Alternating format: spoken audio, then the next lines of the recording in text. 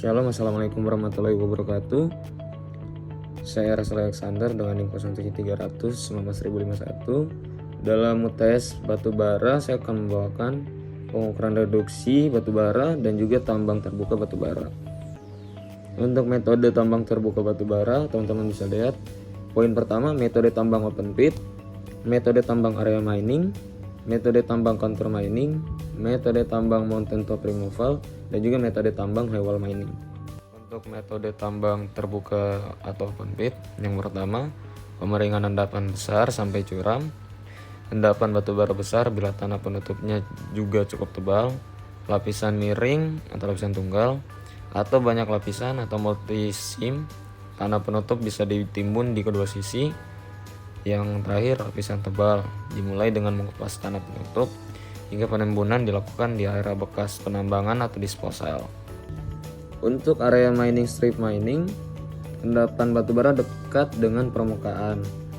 Yang kedua, endapan batubara datar hingga agak landai. Yang ketiga, bisa untuk lapisan tunggal maupun banyak lapisan. Yang keempat, kedalaman penggalian 45 sampai 50 meter. Yang keenam, lebar kupasan 60 sampai 70 meter. Yang ketujuh, overburden penambangan dibuang pada area bekas penambangan sebelumnya atau backfilling. Nah, untuk metode tambang kontur, teman-teman bisa lihat poin yang pertama, endapan batubara tersingkap di lereng pegunungan atau bukit. Yang kedua, pengupasan tanah penutup mengikuti kontur. Yang ketiga, alat yang mudah dipindahkan. Dan juga yang terakhir, umur tambang biasanya pendek. Pada slide kali ini saya akan menjelaskan mengenai mountain top mining.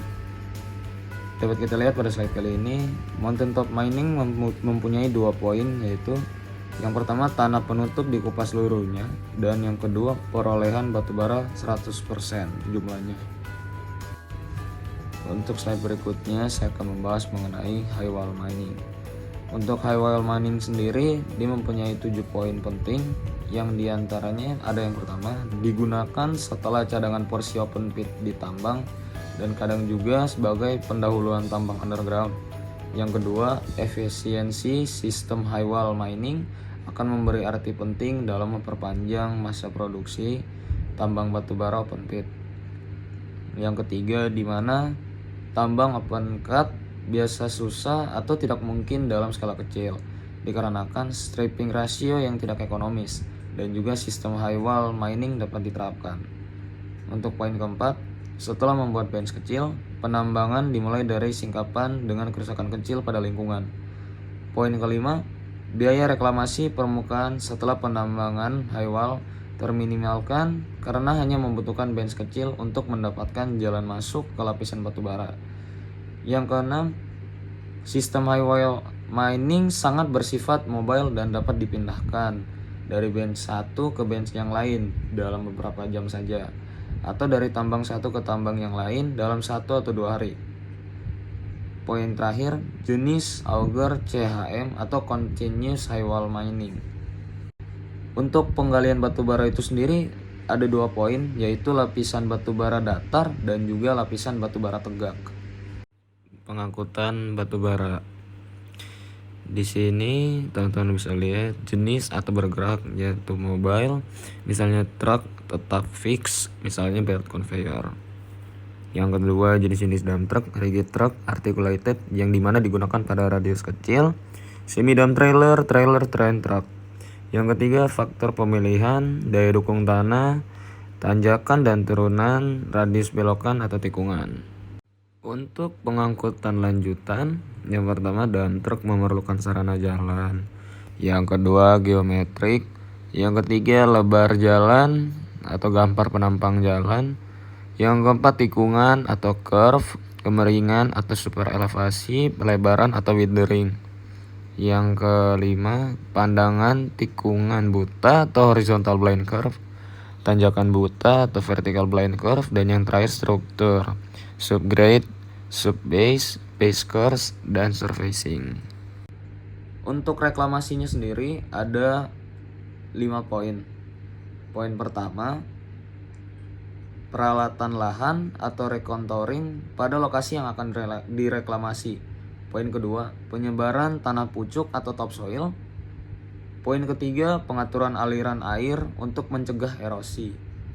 Poin keempat, penanaman tumbuhan penutup atau land cover crop, dan juga poin terakhir, penanaman tumbuhan besar. Untuk reduksi ukuran ada pendahuluannya. Yang pertama, untuk meningkatkan kualitas batu bara, suatu perusahaan melakukan tahapan reduksi ukuran batu bara. Reduksi ukuran merupakan tahapan yang dilakukan pada pengolahan batu bara dari tambang yang masih berukuran cukup besar untuk direduksi sesuai dengan permintaan pasar. Reduksi ukuran dibutuhkan untuk memfasilitasi penanganan material, untuk menyediakan batu bara dalam bentuk yang siap digunakan untuk menghasilkan liberasi komponen batu bara dan bukan batu bara. Untuk pertimbangan pemilihan alat reduksi ukuran, yang pertama, alat reduksi ukuran dibatasi oleh ukuran umpan, properties batuan yang direduksi, laju pengumpanan, dan juga kadar air.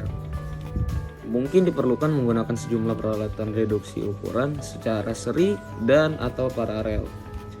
Proses komunisi dipengaruhi oleh faktor seperti kompresi atau penekanan, penumbukan atau impact, penggerusan atau grinding, dan kebutuhan air atau ukuran halus minimal. Reduksi ukuran yang efisien mengharuskan ukuran material yang direduksi dapat maksimal dalam zona permukaan atau penghancuran. Untuk fenomena reduksi ukuran terjadi sebagai akibat kombinasi 4 fenomena, dan masing-masing fenomena memiliki variasi mekanisme reduksi ukuran dari berbagai tipe peralatan crushing. Yang pertama, tubrukan atau tumbukan, yang berarti impact. Tubrukan seketika dari suatu benda yang bergerak terhadap benda yang lainnya, mengaplikasi pada hammer mill dan impact crusher. Yang kedua, atrisi atau attrition, akibat pergerakan relatif dua permukaan keras terhadap suatu material terjadi pada pengaruh sekunder dari pressure dan juga pressure. Yang ketiga, pemotongan atau shear, terdiri dari pengaruh pemangkasan dan pemotongan yang berlawanan dari gaya gesekan atrisi, mengaplikasi pada rock pressure.